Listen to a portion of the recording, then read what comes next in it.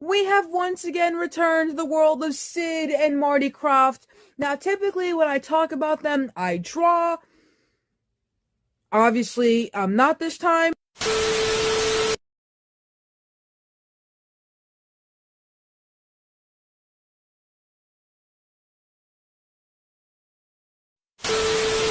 I picked these three specific shows because I don't know them. You might know them. I understand that some of my viewers are older than me. Way older than me, but they might have not watched this when it was airing on TV. Like, Lidsville, for example, only aired for one season, 1971-1972, and the reruns only happened from 1972 to 1973. Or Sigma and the Sea Monsters. Did you even know it was rebooted in 2016? And then, of course, there's Mutt and Stuff, the show with Caesar Milan and his son, Calvin Milan. Hey, they got a little C's in their names. Also, this show was the first show that they made in over a decade. Like, it was the first new product in over a decade. I think it's pretty baller. So obviously, we're going to be going over all these shows. First, starting off with Lidsville, because I talked about HR Puff and Stuff and talked about Bugaloos, but not in the right order. I talked about Bugaloos and then talked about HR Puff and Stuff, when really it should have been HR Puff and Stuff, then the Bugaloos, and then Lidsville. But it's kind of too late to fix that. Now, is it? In the middle of a summer, in the middle of a park, there began a great adventure for a boy whose name was Mark.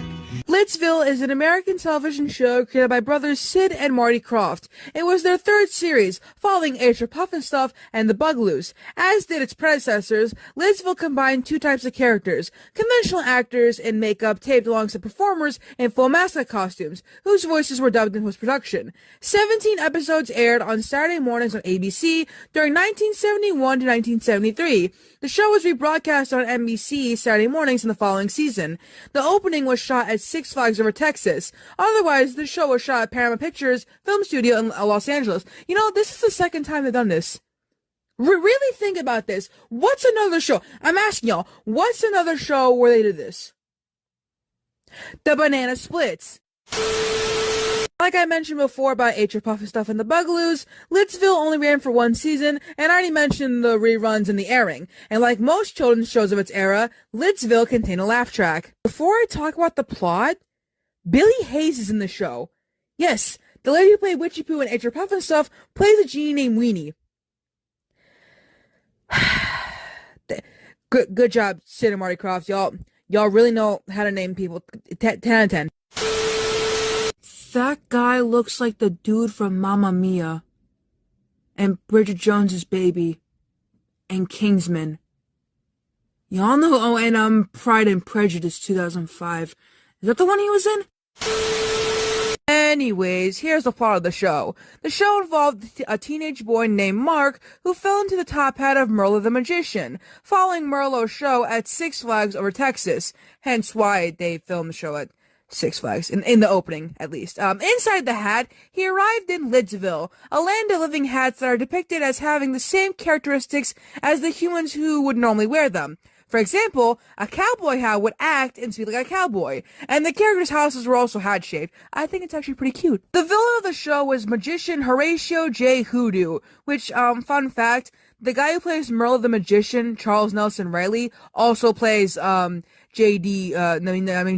J. Hoodoo. So, the more you know. The more you know. The vain, short-tempered, but somewhat naive Hoodoo flew around in his Hatamaran. What is up with the bad guys having weird cars? I'm looking at you, Witchy Boo! Anyways, he would blast the good citizens of Lidsville with bolts of magic, referred to as zapping, and keeping them in fear, demand that they pay him their hat tax. The cheese tax, the cheese tax. The cheese tax, the cheese tax. You gotta pay the cheese tax every time you're cooking. When the cheese comes out, this puppy comes looking. The rules are the rules and the facts are the facts. And when the cheese drawer opens, you gotta pay the tax. The cheese tax, the cheese tax. Hand it over quick, or things might get ugly. I can get really loud, I'm a really barky puppy. I'm not just asking cause I'm looking for snacks. This is real important business and you gotta pay the tax. The cheese tax, the cheese tax, the cheese tax. Oh yeah! Mark was seen as a suspected spy against Hoodoo on behalf of the Good Hat people and was captured at Derby Dunes by Hoodoo's minions, the Bad Hats, the moment he had fallen into the world of Lidsville. He escapes from his clutches alongside a genie named Weenie, like I said before, and Mark helps the Good Hats resist as he attempted to find a way back home. Hoodoo, trying to reclaim control of Weenie the genie from Mark, often enlisted the services of 4 Bad Hats. In his high hat home, Hoodoo was constantly besieged by the taunting music of his hat band, as well as all of his talking knickknacks, like Parrot, Mr. Skull, Mounted Alligator Head, and the sawed in half lady. Oh. Wait a minute. Mark's played by Butch Patrick? As in Eddie Munster? As in the kid from that one episode of the Monkees' Christmas episode from season 2? Is it nice? You know something, Melvin? Ever since I was a little boy, I always wanted to hang the star on top of the Christmas tree. And year after year, they always used to say to me, "You're too short, you can't do it." But now, I can do anything I want.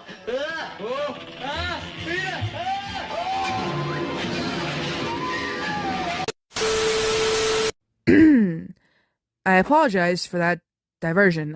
Where were we? Oh, yeah, Hoodoo also experienced further aggravation at the hands of his aides, the dim-witted Raunchy Rabbit and his two-faced card guard, Jack of Clubs. Hoodoo watched the action going on in downtown Lidsville from his hat home using his evil eye. Hey, that's a reference to something. What is that a reference to? Oh, I think Babes in Toyland and Star versus the Forces of Evil. He also had a hot chat line phone, but, you don't need to know that. The show relied a lot on puns based on hats. One such pun was, Derby Dunes, an area in Lidsville in which sand dunes were shaped like derby hats. There were many episodes about Mark trying to get home, and Hoodoo would prevent him from leaving. Weenie, being a nervous bumbler, was in fact a genie, but many of the tricks and spells did not work correctly after having been Hoodoo's captive for so long.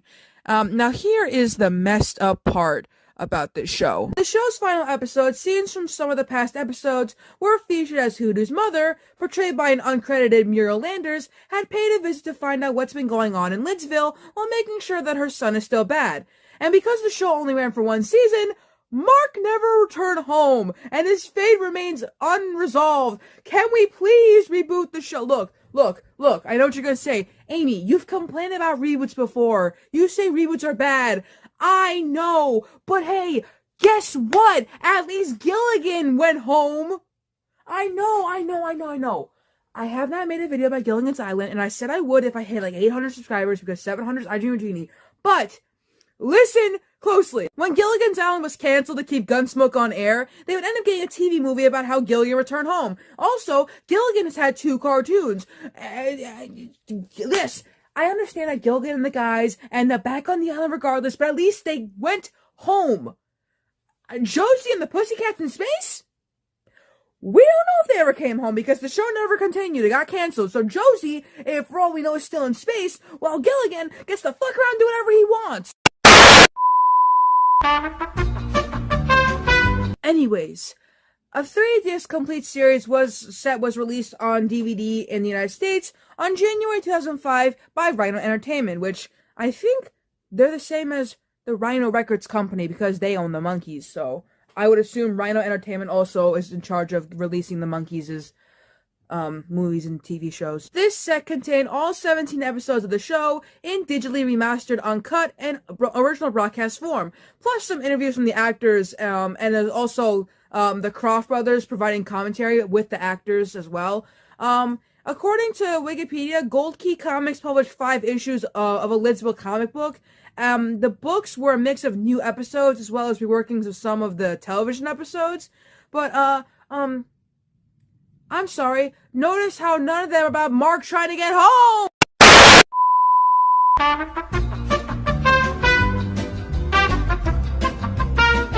Funnily enough, Lidsville wouldn't end up being forgotten because characters from Lidsville were featured in the Ice Capades during the 1970s, and the show is even parodied on Bob Odenkirk and Dave Cross's show, Mr. Show.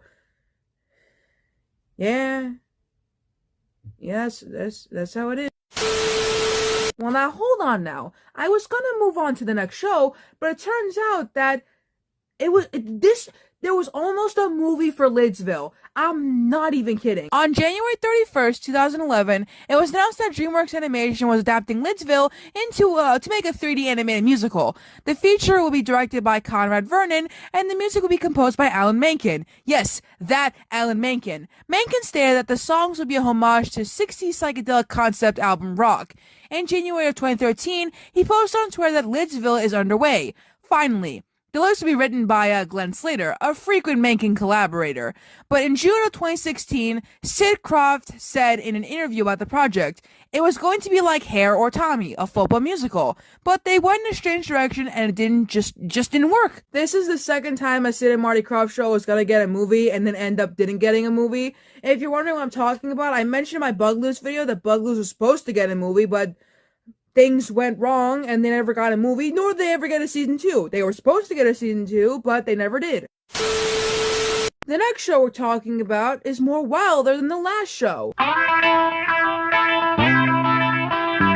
Sigmund, you are a rotten sea monster. Sigmund, you're through! Scram! Get out of here.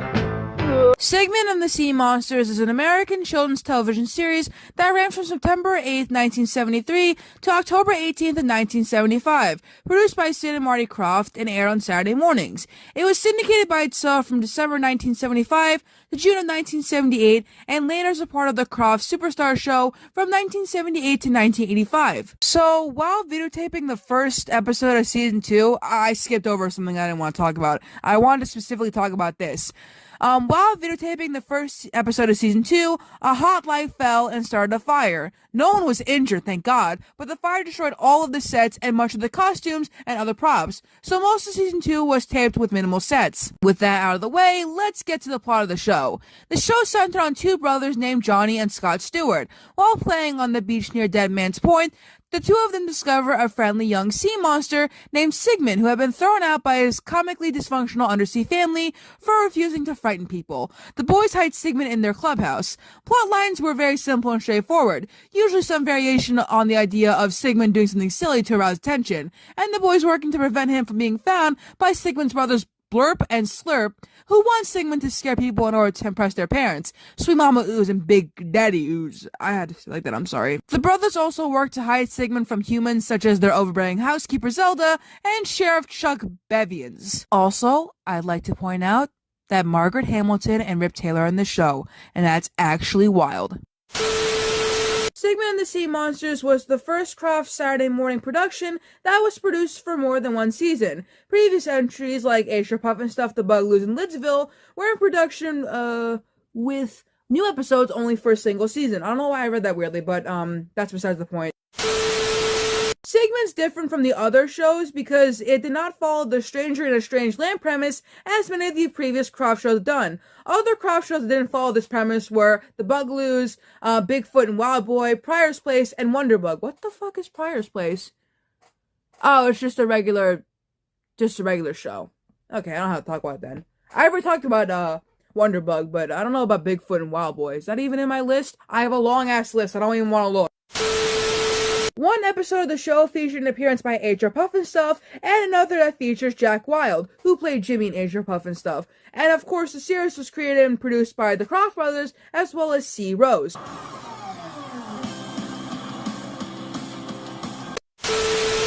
Editing Amy here. I talked about the Sigmund and the Sea Monsters reboot, but I accidentally edited things wrong. So if you're wondering why I didn't talk about it, it's because I just forgot.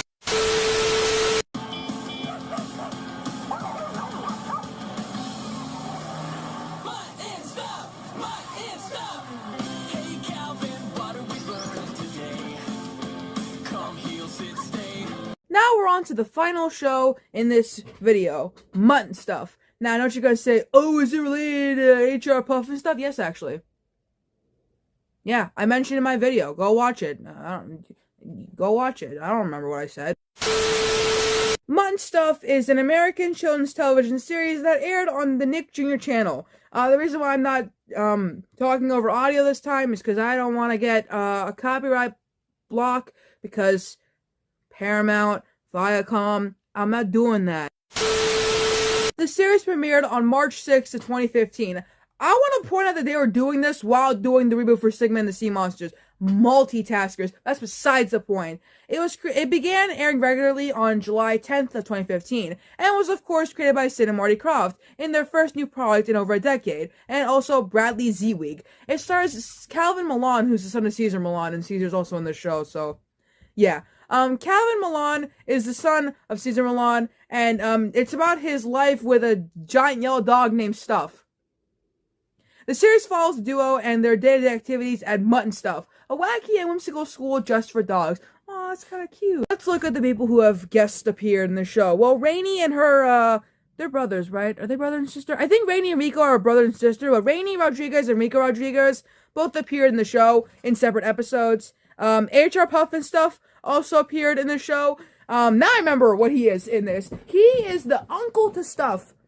Now that you're thinking, Amy, isn't HR Puff and Stuff a dragon? How is he the uncle to a dog? Good question. Anyway, John Heder also appeared in the show as a villainous cat named Meow Meow Kitty. Simone Biles also appeared in the show, which, I mean, makes sense. You know, they call her up. They call up her agent. And they're like, Simone, listen. Oh, and they also got Joshua Sussman. I forgot about that guy. He's Jacob Ben Israel and Glee, man. I forgot that. There we go. That was the whole video. The next video will be showing everything that I'll be making next year, as that's the only video I'm gonna be making tomorrow. Or depending on when this video comes out, I don't know. But that's beside. I got the hiccups. Anyways, I just want to thank you all for watching the video. I see we're up to 652 now. We keep getting closer. Y'all gonna get that I Dream of Genie video. I reward you guys with long-ass videos. That Brady Bunch video took forever, and I guarantee you the I Dream of Genie one's gonna take forever too. Holy moly, I got so much stuff to talk about for I Dream of Genie. We got the show, and all the other stuff. We have the fact that Boyce and Hart were in an episode, and the monkeys referencing them, and then the cartoon, the TV movies, and then that's actually really it. But it's still gonna be a long video regardless. I know some of you wanted Saved by the Bell, but I Dream of Genie won. So when I hit 800, I'll do a poll again. I'll be like, Gilligan's Island or Saved by the Bell, because I like doing long videos.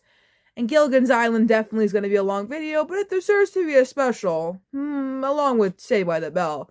Also, I know I said in my New Monkeys video that I would watch the show if it hit 200 views. I don't wanna. I might up it if you get to 300 views, then we'll talk. Get higher than that? I don't know. There will be a New Monkeys video regardless, but not in the way you think. Thanks for watching the video. Like, comment, subscribe. I'll see you in that video for the stuff I'm making next year. But when we get to next year, I'll see you all in the video where I will be talking about Cass Elliot. I'm not calling her, the name we always know her as, because she did not like being called that name, and I'm respecting her. I like the mamas and the papas, minus the weird shit that was going on behind the scenes. We're not talking about that. The Bugaloos, we're in the air and everywhere, flying high, flying loose, flying free as a summer breeze, happy as a summer breeze.